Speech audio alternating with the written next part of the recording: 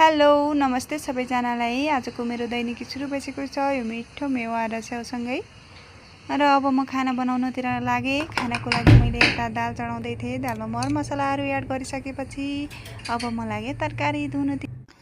दाल चढाइसकेपछि मैले साग, तरकारी, सलाद र अचारको लागि चाहिने सबै सामानहरू धनियाँ, टमाटर जति सबै सामानहरू धोएर सफा पारे र अब म लागे साग बनाउनतिर। साग बनाउनको लागि मैले ग्यास चुलोमा कडाई चढाएँ।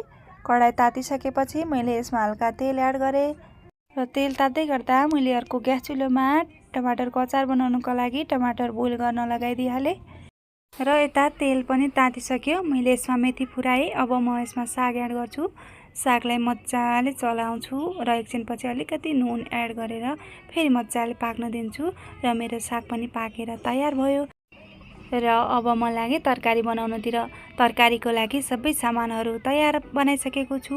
अब मैले कडाई चढाएँ। कडाईमा तेल तातिसकेपछि मैले त्यसमा प्याज एड गरेँ। प्याजलाई मजाले फ्राई हुन दिएँ। त्यसपछि त्यसमा आलु एड गरेँ। आलुमा अलिकति नुन र बेसार एड गरेर मजाले चलाइसकेपछि मजाले फ्राई हुन दिन्छु। एकछिन म यसलाई छोपिदिन्छु र आलु यतिको भइसकेपछि म यसमा भिन्डी एड गर्छु।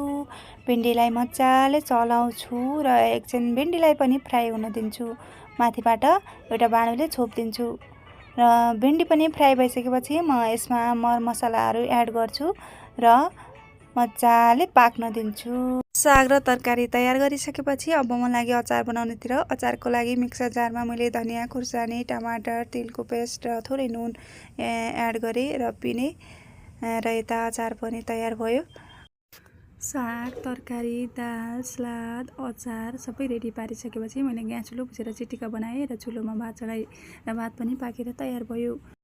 भान्साको काम सबै सकेर म लुगा धुन बाथरुमतिर गएँ र लुगा धोएर आइसकेपछि म खानातिर लाग्छु र खाना खाइसकेपछि म अफिसतिर लागेँ। By by.